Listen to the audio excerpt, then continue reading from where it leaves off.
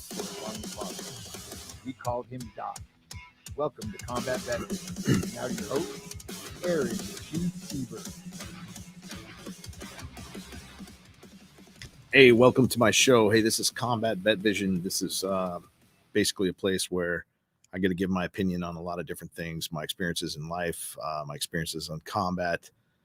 3 times to Iraq for myself. Lucky to be alive after being hit with a mortar round. And I took this show on because Brian Colburn, who's the host of SitchRadio.com, owner and manager of my show, talked me into it. He basically said, hey, you got a story. Why don't you come out and tell it? And I did. And so here I am telling a lot of different stories, getting some of our combat vets to get on here and tell their stories, work through a lot of different processes and things like that.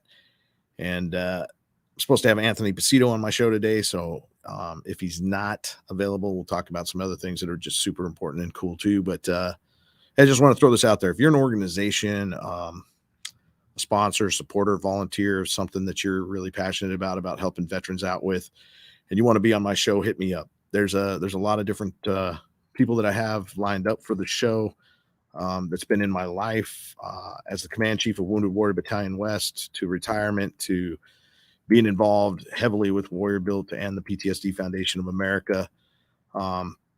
This is my life. I involve myself in the realm of veterans, mainly combat veterans, being that I'm dealing with my injuries from being combat wounded in 2006. They're super important to me.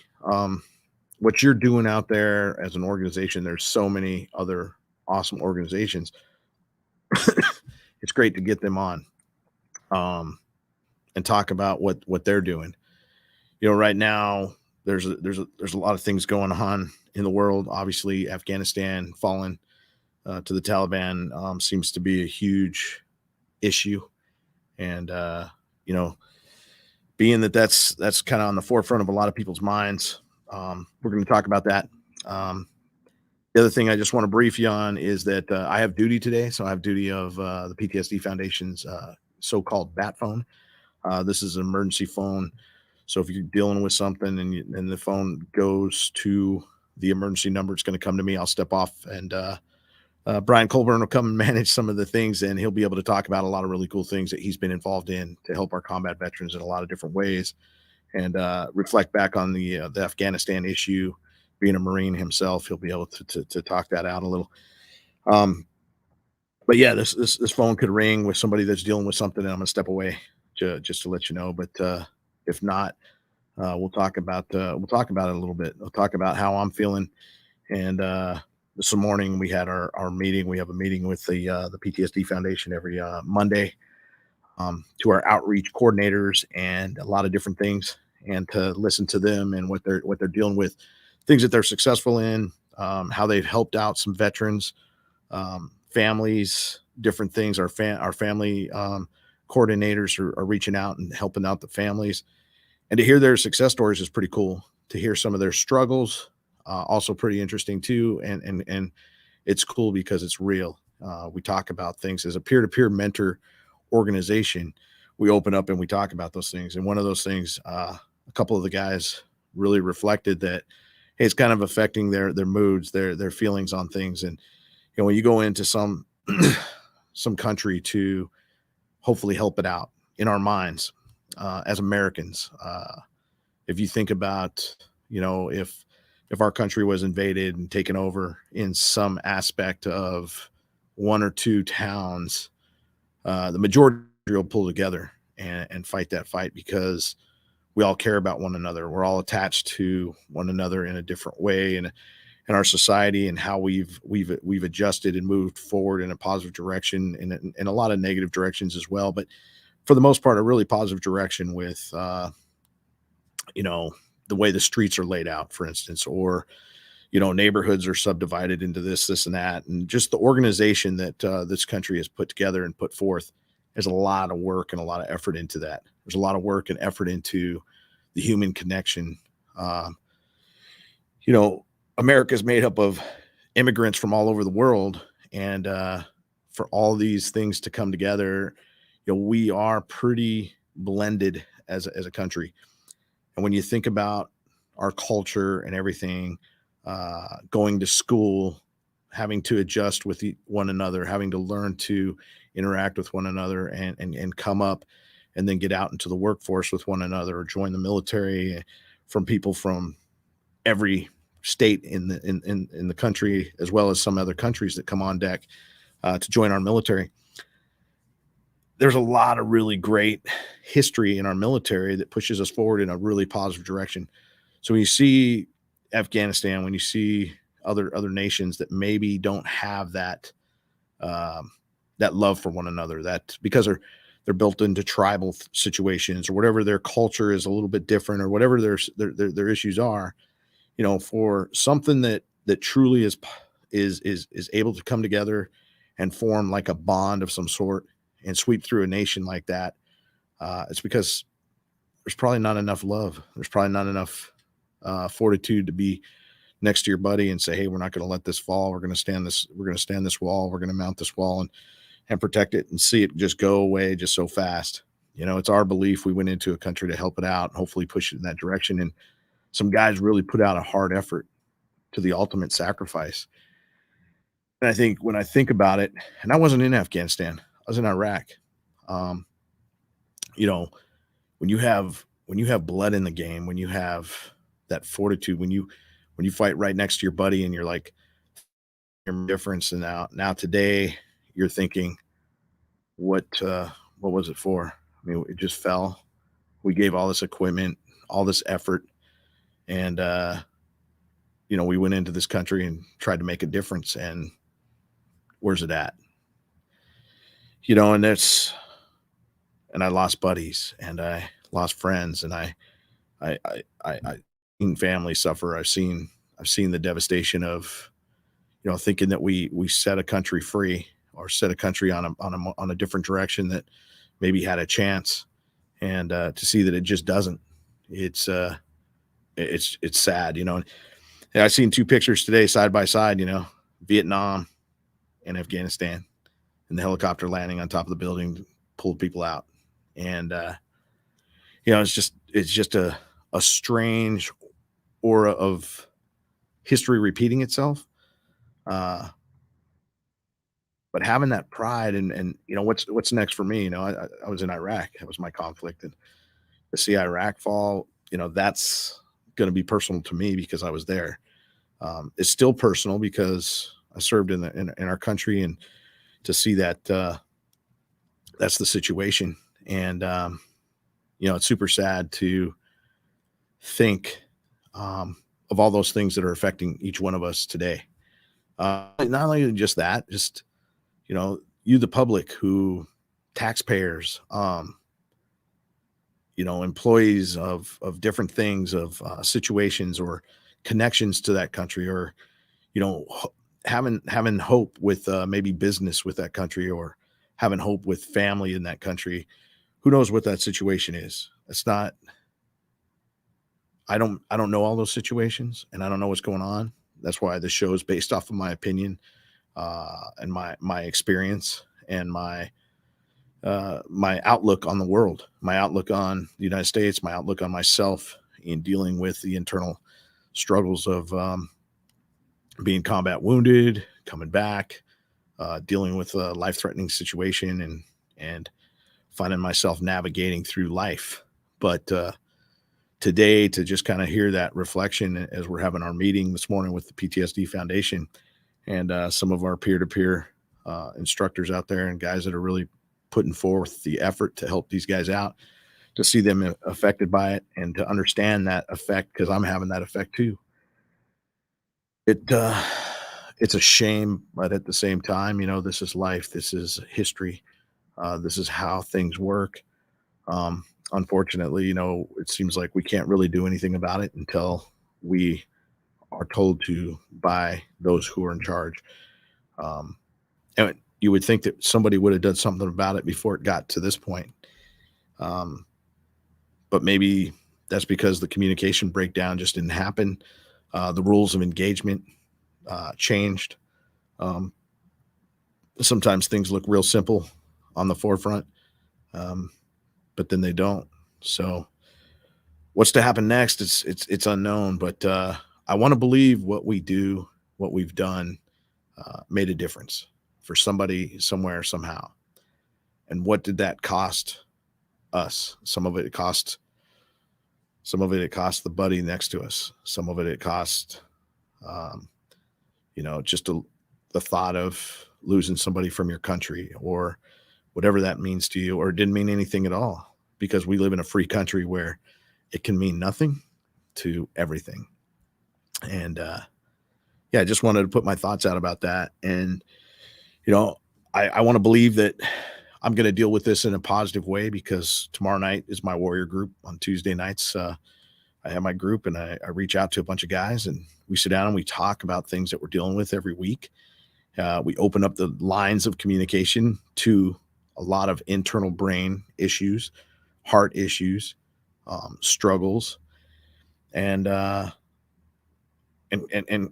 only just struggles, but also pursuing through and solving issues and problems, and coming out on top sometimes. So a lot of these guys have some very successful stories because they've ironed some of these details out. They've gotten some aha moments.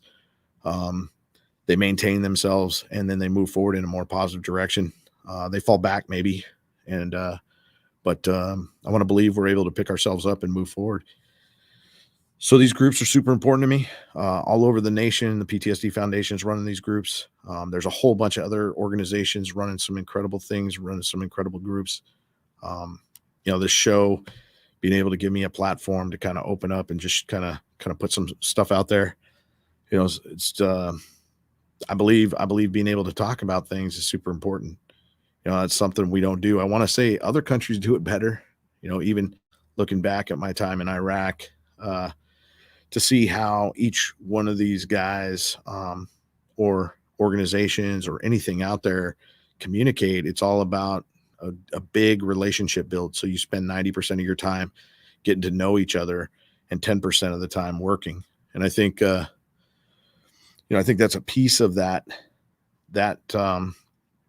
culture that I brought with me back, because I was able to retire from the military after 20 years. And now I'm able to open up and communicate a lot different. I'm able to, maybe push my mind in the direction it wants to go, and not be stuck or trapped because I'm frustrated because of this or frustrated because of that. Traffic still frustrating, but at the end of the day, Tuesday nights, I get to take that out and just talk about it a little bit, and open it up to different people and different things. And we get to talk about it. But it's just one of those things, man. Afghanistan fallen, Kabul fallen, and who knows what that's going to look like in the future, what that looks like for our military. Maybe we're not going to do anything. Maybe we're just going to stabilize enough to get those people out of there that want to go, and we'll see how that goes. But I'll talk about it more maybe in some of my other shows. I'm working on a couple other cool shows. We'll try to get Anthony in here. Just give you a brief. We were going to talk about the Warrior Built Foundation's race this week. And that race, it's the longest race in America, off-road race. So Las Vegas to Reno, Best in the Desert series. Everybody gets out there and does something.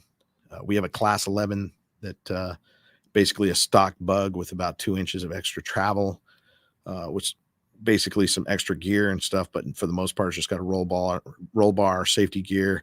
The glass is out of it, but it's basically a stock bug racing across the desert. And we did the Baja 500. But this race, they made it to mile marker like right around 4:19, if I'm not mistaken. They had some coil problems, but for the most part, that bug was solid. We've had the guys come together, the camaraderie of them, thanks to all these awesome guys that come together to make that happen. And it just went out there and did that. We have a motorcycle team that also races. And just remember, these guys are all combat vets. These guys are all combat action holders for the most part. And our sponsors, supporters, and volunteers sometimes go out there and support them on this whole thing. I can't say enough to give the opportunity for these guys to come together and actually do some really cool things. So the bike team actually made it. They made it in like 14 hours and 50 minutes. And this is almost a 500-mile race. I want to say it was like 485 miles or close to that. And, you know, the bug, they just weren't going to be able to make the time. So they called it. They're like, hey, you know, they had a coil problem. It was on and off. And then they finally realized that it was the coil problem after they had to go out in the desert and save them, put a new coil on. And then from there on, it was good. But they had already fallen back too much in the time hacks. And so all the pits were closing down. So they just said, hey, we'll save the bug for the next race. We have a race about every 4 months, whether it's Vegas to Reno, the Mint 400, Baja 1000, Baja 500. You can check out all this stuff. There's all kinds of stuff on it on Facebook, things like that. But that's really just give it kind of a scope of, you know, a little bit. I was there yesterday. They got back, dropped off all the gear, put everything away, and everything worked out. But, you know, it's important to still be part of something bigger and better when you get out. Because sometimes you feel like maybe you've lost that camaraderie and that you need it. And there's a lot of guys that I talk to that say, yeah, I still need it. And I want to be part of something. And Warrior Built has a lot to offer in the race team, to guitar building, to photography, to things that basically some of us take interest in and we want to be part of it, but we're not part of everything. The softball team on Thursday nights, some guys want to be part of everything. Some guys want to be part of one thing. Some guys don't even want to come into the facility. But then we got warrior groups on Tuesday nights through the PTSD Foundation of America, the outreach all day long, just talking to each other and going through some phases. And so many other organizations that are doing some incredible things out there. And I've talked about them in the past. There's a list. I mean, the list is long. And not only that, but all the cool places that help us along the way to help these guys out with their families, food, to housing, sometimes to all these other different things that end up being incredible.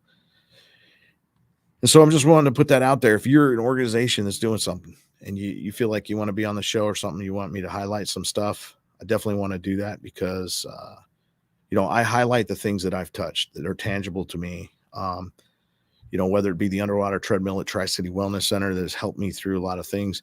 And because of COVID, it shut down, to an individual that made a difference in my life because they basically had a grill for a barbecue and they wanted to put it on a barbecue grill, a barbecue, which is something that's coming up for Warrior Built and the PTSD Foundation. So, or a golf tournament that's being put together right now, Thursday with the PTSD Foundation, a big fundraiser at Monarch Golf Course, right up against the ocean there. So when I think about everything that touches my life in a positive way or something, you know, I want to kind of highlight that. I want to eventually talk about it because it means something to me. And I feel like the public needs to know about it. I also feel like our combat vets need to know about it because there's things out there. There's help and support out there, and that heavy thoughts on your mind, the suicidal thoughts, the drinking and drug use and the abuse of yourself and others. You know, if there's a way for me to curb some of that, let me know. You know, I'm waiting for that emergency call right now. So if somebody's going to do it and they need some help, then I'm just glad and honored that I can still do it. 20 years in the service after being beat up and blown up. This is my last duty station. And I call it my last duty station because it's combat veteran support, whether it's Warrior Built, the PTSD Foundation, Operation Silver Star, Objective Zero, so many other organizations out there that I can name. Yeah, it's great. But I want to thank Brian Colburn again for putting on my show. You know, this is Combat Vet Vision. This is where I get to talk about things that are coming up, things that are going on this week, things that are going on in my life, things that I've seen going on in other people's lives. And it's an ongoing piece of gear. So until next time, hey, this is Aaron Siebert signing off. Strength and honor. Out.